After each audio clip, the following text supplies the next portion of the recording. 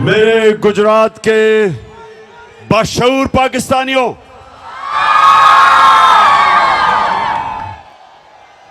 मैं अभी बैठा सबको देख रहा था और मैंने ये देखा कि हर बात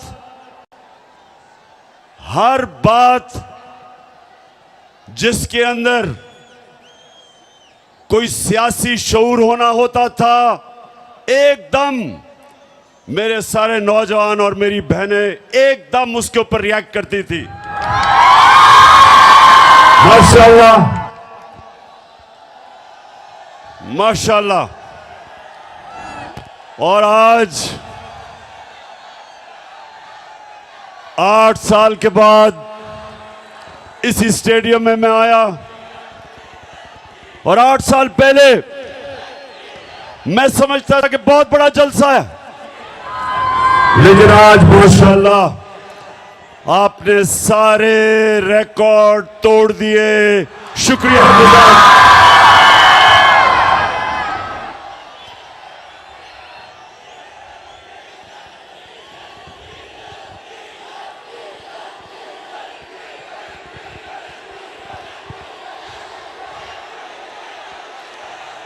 जी, मैं अभी महंगाई के ऊपर आने लगा हूं।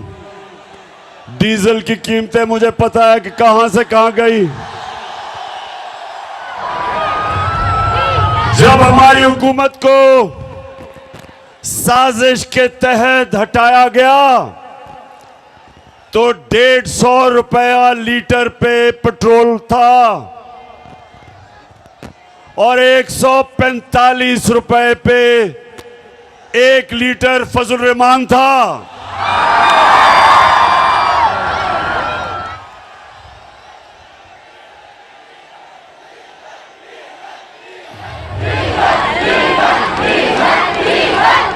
और ठीक कहते हैं नौजवानों, जब डीजल महंगा होता है सब कुछ महंगा हो जाता है।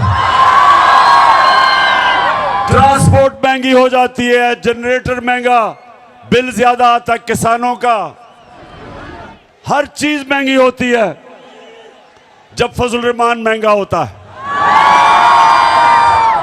अच्छा गुजरात, अब जरा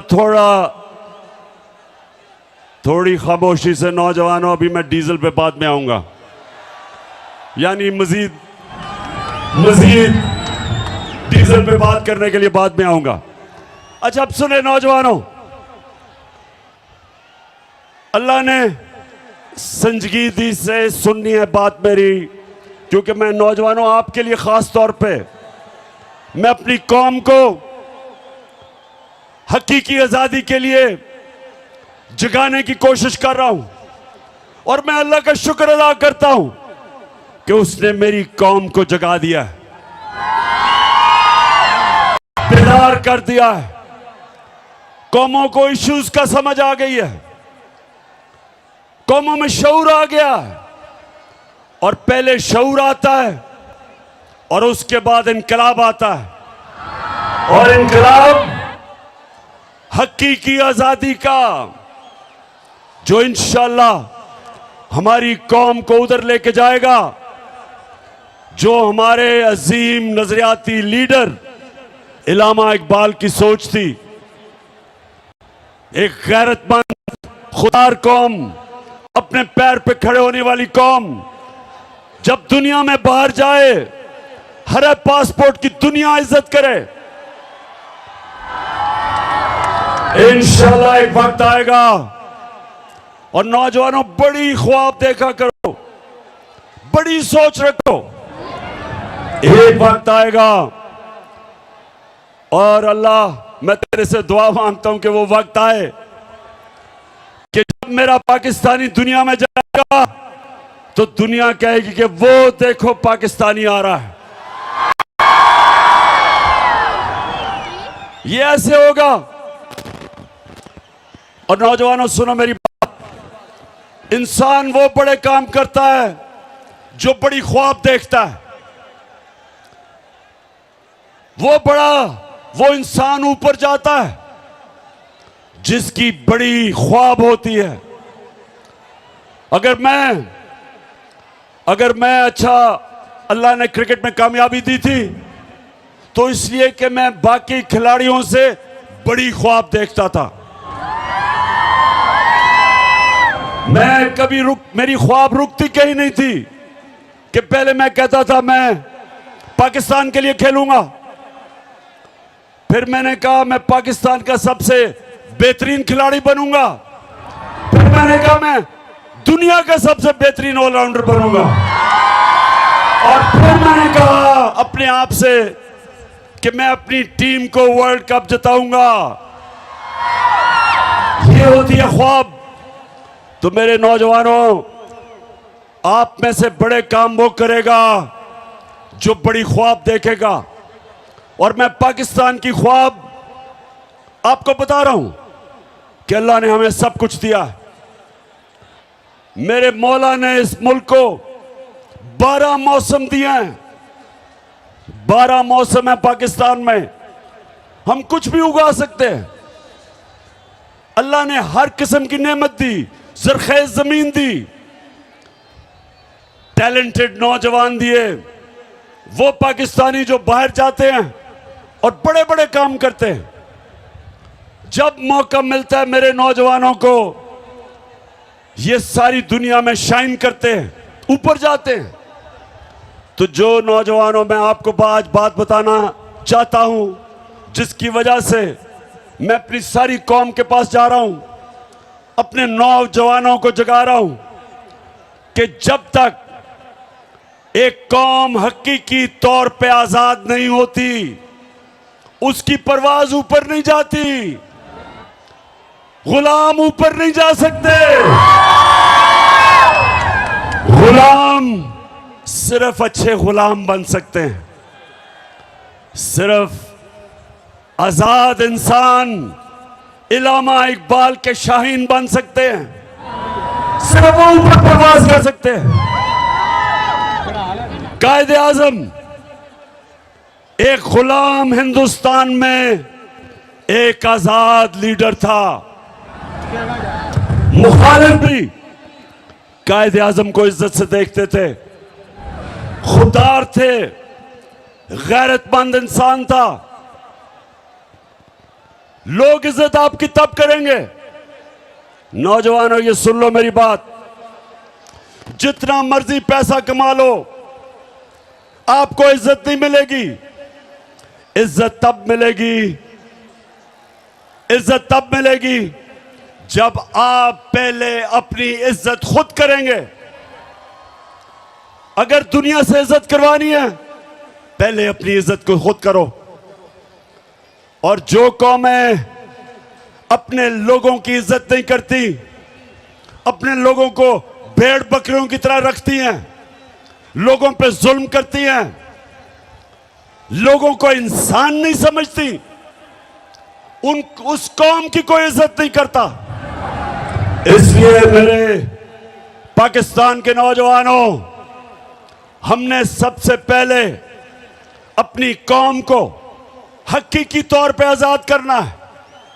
हमने अपने लोगों को हकूक देने हैं, इंसाफ देने हैं, और इंसाफ दे के लोगों को आजाद करना है, क्योंकि इंसाफ इंसानों को आजाद करता है। तो मैं सबसे पहले जो मैं नौजवानों जरा गौर से सुने कि क्यों हमारे हरे पासपोर्ट की इज्जत नहीं होती, क्योंकि हम अपनी इज्जत नहीं करते। और अगर आपने देखना है कि हमारी इज्जत क्यों नहीं होती, तो चेरी ब्लॉसम शहबाज शरीफ को जरा यहां मुलाहिजा फरमाएं। जरा देखें कि जब मुल्क का सरबराह ऐसी बातें करता है तो उस कौम की कौन इज्जत करेगा। मैं सऊदी अरब से होके आया हूं, मैं यूएई के होके, अभी मैं तुर्की होके आया हूं, और मैंने उन भाइयों को कहा कि आप हमारे बड़े अजीम भाई हैं, हमेशा आपने हमारी मदद की। और मैंने यही कहा, जब मैं आया हूँ तो आप समझेंगे शायद ये मांगने आया है। मैं मांगने नहीं आया, लेकिन मजबूरी है। हमारा जिस तरह माजी में 75 साल में आपने हमारा हाथ बटाया है, कुछ अर्सा आप हाथ बटा। मैंने कहा मैं वादा करता हूँ कि इंशाअल्लाह हम पूरी कौम हम मिलकर दिन रात मेहनत करेंगे, पसीना कराएंगे। तो गुजरात और मेरी यहाँ बहनें इतनी तादाद में आई हैं, आपको भी मैं खुशामदीद कहता हूं। अब मुझे सवाल का जवाब दे।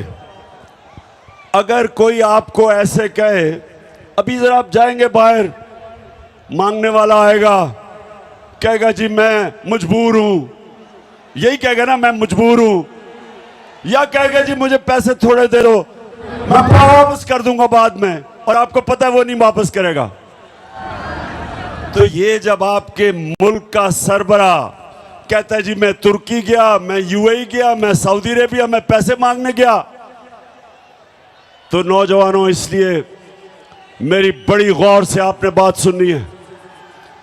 हम एक अजीम कौम है और हमने उस उज़्मत पे पहुंचना है, लेकिन उससे पहले हमने अपने आप को आजाद करना है।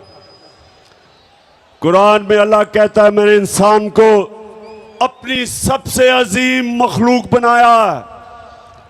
फरिश्तों को कहा कि इंसान के सामने झुको, और जब शैतान जो अल्लाह की सबसे ज्यादा इबादत करता था, जब शैतान ने कहा कि नहीं मैं तो आग का बना हुआ हूं, ये तो मिट्टी का बना हुआ, मैं नहीं झुकता, तो अल्लाह ने शैतान को कहा कि तुम्हें भी नहीं पता, फरिश्तों को भी नहीं पता कि मैंने इंसान में कितनी सलाहियत पैदा की है। तो नौजवानों, आप में से भी ज्यादा लोगों को नहीं पता कि आप में अल्लाह ने कितनी सलाहियत दी है। आप सब में, आप अल्लाह की सबसे अजीम मखलूक हो। आपको कोई जरूरत नहीं कि आपके मुल्क का सरबराह जाके भीख मांगे। एक खुददार कौम कभी किसी के सामने हाथ नहीं फैलाती। एक खुददार आदमी भूखा मर जाता है, लेकिन इंसान के सामने हाथ नहीं फैलाता। तो गुजरात नौजवानों, मैं आपसे और भी बातें करूंगा, लेकिन मैं आपकी तरबियत भी करूंगा, क्योंकि मैं चाहता हूं कि आप सब मेरे साथ तैयारी करें।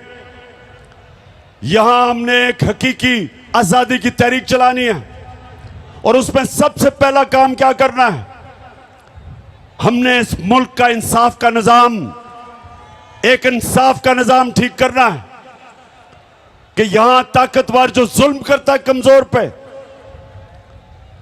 हमने कमजोर को तहफ़्फ़ुज़ देना है और आजाद करना है।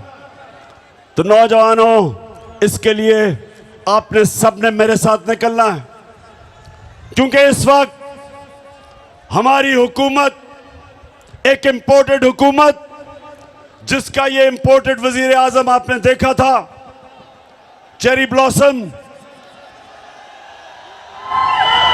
उसकी सबसे बड़ी कमाल यह है कि वो जूते बड़े अच्छे पॉलिश करता है, और वो बूट खास तौर पे अच्छी तरह पॉलिश करता है। जितने बड़े बूट उतनी अच्छी पॉलिश। तो आपने इसलिए मेरे साथ निकलना है कि ये बैरूनी साजिश के तहत चोरों का टोला हमारे ऊपर मुसल्लत किया गया। ये थ्री स्टूजेस जो हमारे ऊपर मुसल्लत किए गए, क्योंकि ये बड़ी अच्छी तरह अपने बैरूनी आकाओं के जूते पॉलिश करते हैं, इसलिए मुसल्लत किए गए। इमरान खान उनको इसलिए गवारा नहीं था क्योंकि वो कहता था एब्सोल्युटली नॉट, और वो किसी की गुलामी मानने के लिए तैयार नहीं था। और वो जो इस मुल्क की फॉरेन पॉलिसी बनाना चाहता था, वो अपने लोगों के लिए थी। तो अगर मैं रूस मुझे सस्ता तेल दे और 40% कम कीमत पे या 30% कम कीमत पे अगर रूस तेल दे तो मैं क्यों ना लूं, क्योंकि मैं अपने लोगों को सस्ता पेट्रोल और फजल रहमान बेच सकता हूं, तो क्यों ना लूं मैं। अगर साथ वाला मुल्क जो हमारे साथ आजाद हुआ था, अगर हिंदुस्तान रूस से 40% कम कीमत पे तेल खरीद सकता है, तो बताओ मुझे गुजरात हम क्यों नहीं ले सकते। और दूसरी चीज ये भी सुन लो, हमारे पिछले जो मिलिट्री डिक्टेटर था उसने अमेरिका के सामने घुटने टेके और अमेरिका की जंग में शामिल हुआ और 80,000 मेरे पाकिस्तानी उस जंग में कुर्बान हुए, अमेरिका की जंग में। और जब मैं कहता हूं कि अमेरिका हम तुम्हारे साथ अमन में शामिल हैं लेकिन किसी जंग में हम तुम्हारे साथ नहीं शामिल, तो मैं अपने लोगों का सोचता हूं। लेकिन जो लोग इन्होंने मुसल्लत किए, जो ऑर्डर मिलेगा उधर से ये वो करेंगे। ना ये रूस से सस्ता तेल लेंगे क्योंकि अमेरिका नाराज हो जाएगा, और ना ही मुझे खौफ है कि ये रोकेंगे कि हमारा मुल्क इस्तेमाल होगा किसी की जंग में और हमें नुकसान पहुंचाएंगे। तो गुजरात पहले हाथ खड़ा करके बताओ कि क्या आप मेरे साथ इसमें शामिल हो। गुजरात जब से ये आए हैं, याद होगा आपको कि मेरी हुकूमत के खिलाफ इन्होंने सब प्रोपेगेंडा किया और इनके साथ वो मिले हुए थे। गुजरात इनके साथ वो लिफाफा वाले साहब मिले हुए थे, लिफाफी मिले हुए थे, पैसे लेके जमीर बेचने वाले, और वो मीडिया हाउस जो हमेशा पैसे की बुत की पूजा करता है। और आप सबको पता है वो कौन सा मीडिया हाउस है। हाँ, फिर से ऊंची ऊंची जरा। जी जी, माशाल्लाह शऊर रखने वाली मेरी कौम है। अब तो बच्चा बच्चा मेरा शऊर बेदार हो चुका, और आज हम मुबारक देते हैं ARY को, और हम खास तौर पे इस्लामाबाद हाई कोर्ट का, हम सारी कौम अप्रिशिएट करती है इस्लामाबाद हाई कोर्ट को कि उन्होंने आज़ादी राय के ऊपर, आज़ादी सहाफत के लिए स्टैंड लिया। और ये जो फैसिस्ट गवर्नमेंट है, ये जो लोगों को मीडिया के ऊपर जुल्म, कंट्रोल, अच्छे अच्छे सहाफियों के ऊपर जुल्म, अरशद शरीफ जैसा एक मुहिब्बे वतन पाकिस्तानी वो मुल्क से बाहर गया हुआ है, साबिर शाकिर मुल्क से बाहर है इस हुकूमत के दहशतगर्दी की वजह से। एयाज मीर जैसा दानिश्वर, समी इब्राहिम, उनको इन्होंने मारने की कोशिश की, और इमरान रियाज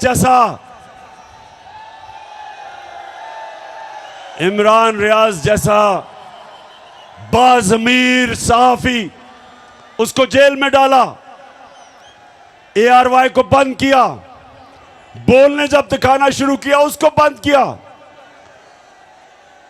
तो मैं इस्लामाबाद हाई कोर्ट आपको ये कौम सलाम करती है।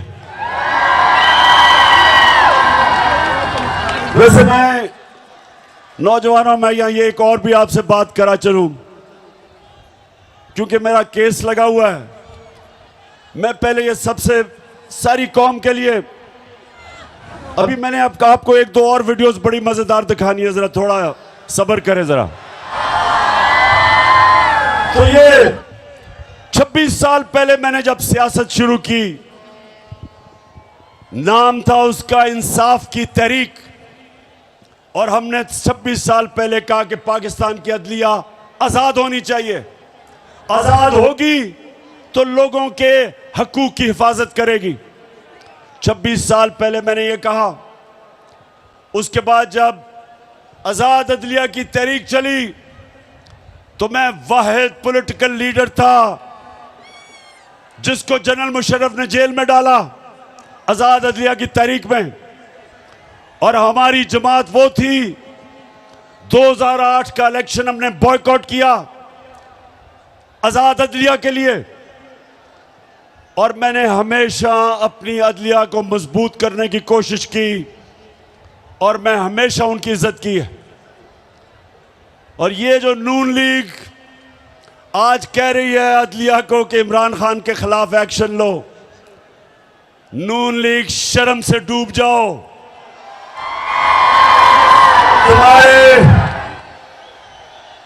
तुम्हारे नवाज शरीफ ने डंडों से सुप्रीम कोर्ट के ऊपर हमला किया था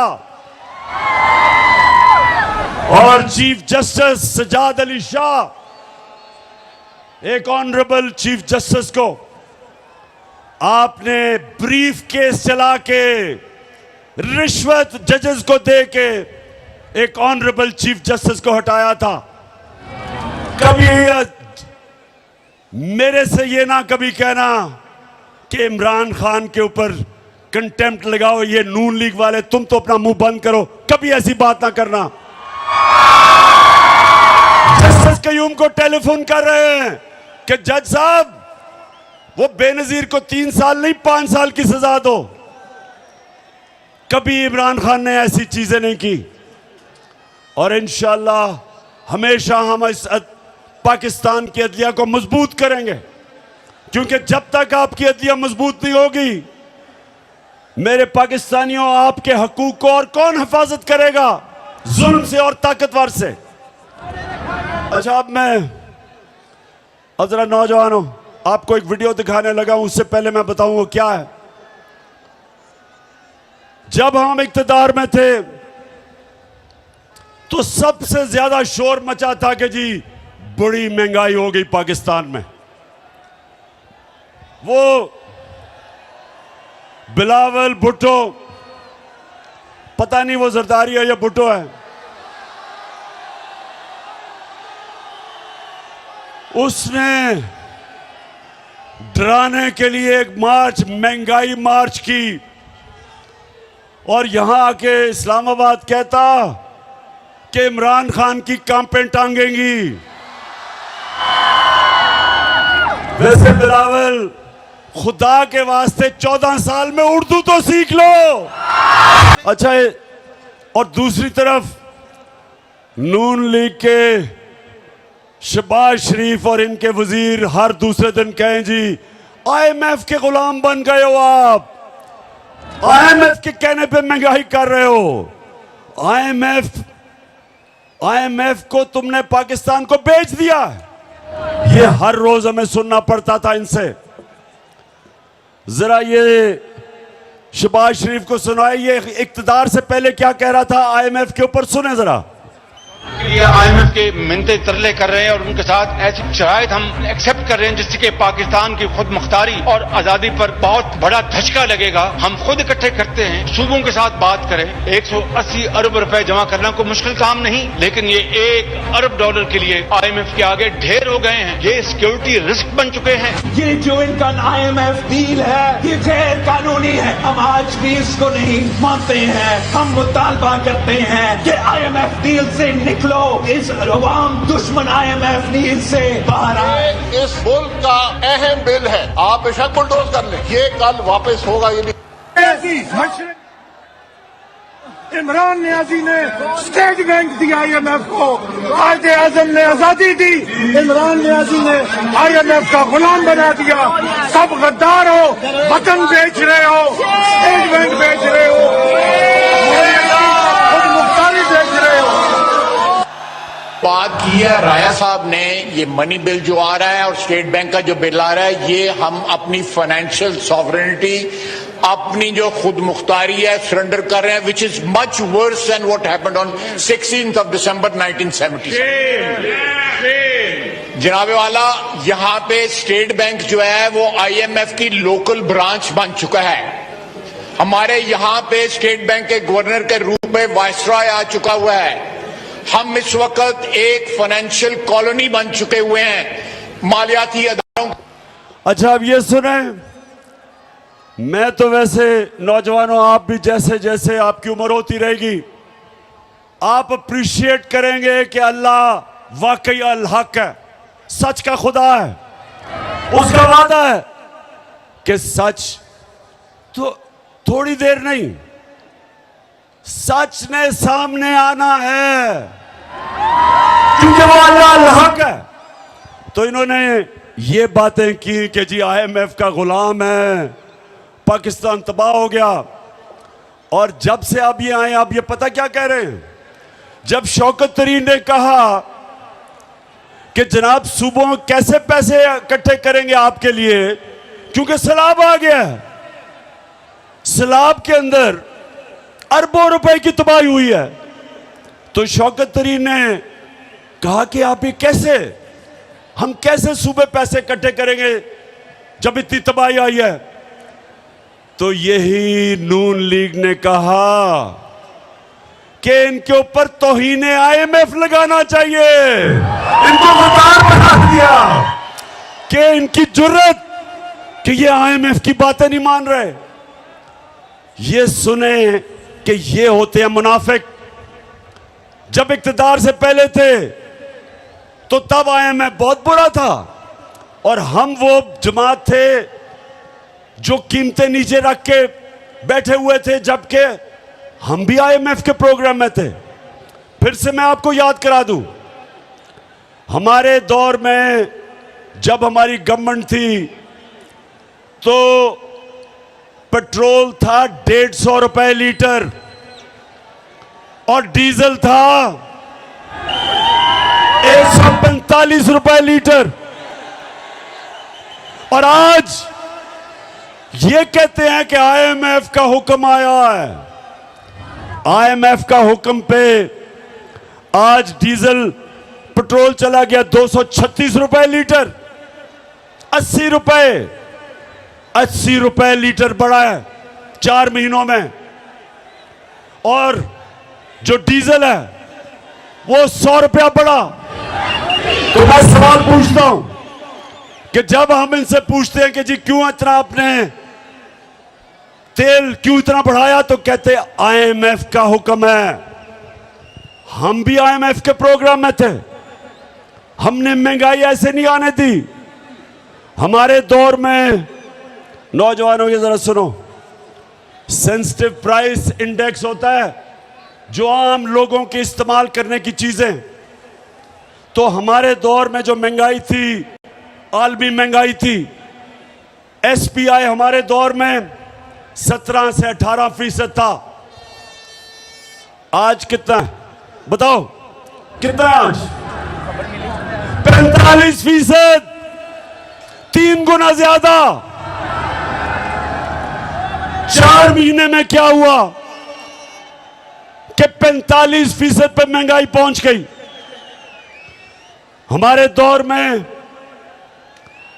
दौर में तेल आलमी मार्केट के अंदर $103 और $110 में था।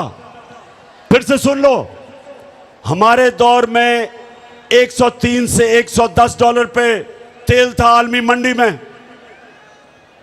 आज $96 है तेल, आज $96 है, उससे कम है। तो आज पेट्रोल और डीजल इतना महंगा कैसे हो गया? हम भी आईएमएफ प्रोग्राम में थे, आज इतनी महंगाई कैसे हो गई? इन्होंने तो सारी हमारी हुकूमत के खिलाफ प्रोपेगेंडा महंगाई पे किया था। आज लोगों से पूछे बिजली के बिल, हमारे दौर में 18 रुपए यूनिट बिजली थी, उसको भी हमने 5 रुपए पे सब्सिडाइज किया था। आज बिजली 36 रुपए यूनिट है और टैक्स लगा के 50 रुपए तक पहुंच जाती है। बिजली के बिल आए आपके घरों में, बताएं आए बिजली के बिल, बिजली के बिल आए तो मुझे बताएं कि साथ आपने डिस्प्रिन रखी हुई थी सर दर्द बचाने के लिए। ये है आज जो बाहर से हमारे ऊपर इंपोर्टेड हुकूमत जो लेके आए थे, ये इसलिए नहीं आए थे महंगाई कम करने के लिए, ये आए थे अपने करप्शन के केसेस खत्म करने के लिए। तो ये गुजरात, ये महंगाई कम करने नहीं आए थे, ये अपने करप्शन के केसेस वो खत्म करवाने आए थे। पहले जनरल मुशर्रफ ने इनके केसेस खत्म किए, एनआरओ दिया 2008 में, तब इन्होंने अरबों रुपए की चोरी की थी शरीफ और जरदारी खानदान ने, उसने केस माफ किए जबकि वो कर नहीं सकता था क्योंकि पैसा तो आपका था। गुजरात फिर से समझ जाओ, चोरी और करप्शन में क्या फर्क है। चोरी होती है जो आपके घर में कोई आके चोरी करे, मेरी कोई घड़ी चोरी कर ले, मेरे घर से पैसे लूट ले, ये इसको चोरी कहते हैं।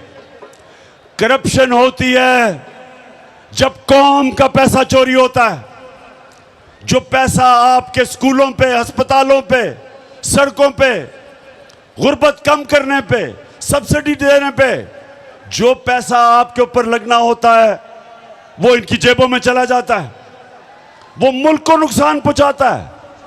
और जब मुल्क के सरबरा, प्राइम मिनिस्टर, वजीर चोरी करते हैं, मुल्क तबाह हो जाता है। तो गुजरात, हमारी जंग इंसाफ की, जब इंसाफ आएगा तो चोरी खत्म होगी, करप्शन खत्म होगी। और इसलिए हमने सबने मिलके इस इंपोर्टेड हुकूमत के साथ आप तैयारी करनी है, एक तहरीक चलानी है और जब मैं कॉल दूं आप सबने निकलना है। मैं इस हुकूमत को आज खबरदार करना चाहता हूं, ये जो आप हरबे इस्तेमाल कर रहे हैं, ये जो आप जुल्म कर रहे हैं, ये जो आपने शहबाज गिल के ऊपर तशद्दुद किया, जेल में उसको डाल के, उसको नंगा करके जो उसके ऊपर आपने तशद्दुद किया, मैं आज आपको खबरदार करना चाहता हूं कि जिस तरह आपने जमील फारूकी, एक सहाफी को, उसको जेल में बंद करके उसको भी नंगा किया, तशद्दुद किया, और खास तौर पे हमारे सिंध के ऑपोजिशन लीडर हलीम आदिल शेख, उसको एक केस से निकलता है दूसरे में डाल देते हैं। 27 FIR सिंध के ऑपोजिशन लीडर के ऊपर की हुई हैं, उसको जेल पे उस पे तशद्दुद किया। तो मैं इसके अलावा जो आपने सहाफियों से किया, मैं आज आपको वाज़े तरीके से खबरदार करना चाहता हूं कि हमारा जो इंसाफ का, जो हमारी इंसाफ की जो तहरीक है, अगर इसी तरह आप करते रहे वो इस्लामाबाद की तरफ आएगी और आप सबको छुपने की जगह नहीं मिलेगी। तो मेरे नौजवानों, सब तैयार हो जाओ कि हमने जुल्म का मुकाबला करना है। ये जितना हमारे ऊपर, मेरे कारकुनों पे जितनी FIRs काटेंगे, मेरे ऊपर मुझे दहशतगर्द बना दिया, दहशतगर्द की FIR काट दी कि मैंने सिर्फ ये कहा कि जो शहबाज गिल के ऊपर तशद्दुद हुआ, जिन लोगों ने किया, उनके खिलाफ कानूनी कार्रवाई करेंगे। इसके ऊपर मेरे ऊपर दहशतगर्दी का इन्होंने दफा लगा दी। जो मर्जी आप करें, ये मैच का वो वक्त आ गया है। 20 साल क्रिकेट की ग्राउंडों में मुकाबला करने के बाद ये मेरा तजर्बा है कि आज जो हमारा मुकाबला है इन चोरों से, वो मैच का वो वक्त आ गया है कि पीडीएम आप सब जो मर्जी कर लो, अब आप जीत नहीं सकते। जो भी कर लो, बाहर बैठे हुए अपने जो आका हैं उनके घुटने घोड़े बिचते भी दबाओ, जितनी मर्जी उनकी खिदमत करो, ये तुम मैच अब नहीं जीत सकते। मैं जितने भी हमारे ज़लज़ला सैलाब से मुतासरीन लोग हैं सारे पाकिस्तान में, गिलगित बल्तिस्तान, आज़ाद कश्मीर, पख्तूनख्वा, डीजी खान ख़ास तौर पे, और राजनपुर डिस्ट्रिक्ट पंजाब की और सिंध की ज़्यादातर डिस्ट्रिक्ट मुतासर हैं, और बलोचिस्तान। मैं इंशाअल्लाह अपनी सारी पार्टी को भी, अपनी कौम को इकट्ठा करूंगा, पैसे जमा करूंगा, और माशाअल्लाह चीफ मिनिस्टर का जो रिलीफ फंड था उसमें 5.5 अरब रुपया आया, लेकिन इससे बहुत ज्यादा आना था क्योंकि लोग पहुंच ही नहीं सके, लोग टेलीफोन कॉल नहीं कर सके। तो इंशाल्लाह अभी हम तैयारी कर रहे हैं, हम देख रहे हैं कि किधर किधर लोगों को जरूरत है, और उसके बाद मैं मजीद और पैसा इकट्ठा करूंगा अपनी कौम से, और इंशाल्लाह अपने सैलाब के मुतासरीन को ये मैं यकीन दिलाता हूं कि सारी कौम आपके साथ खड़ी है। मैं चीफ मिनिस्टर साहब आपको और मून साहब को, आप दोनों को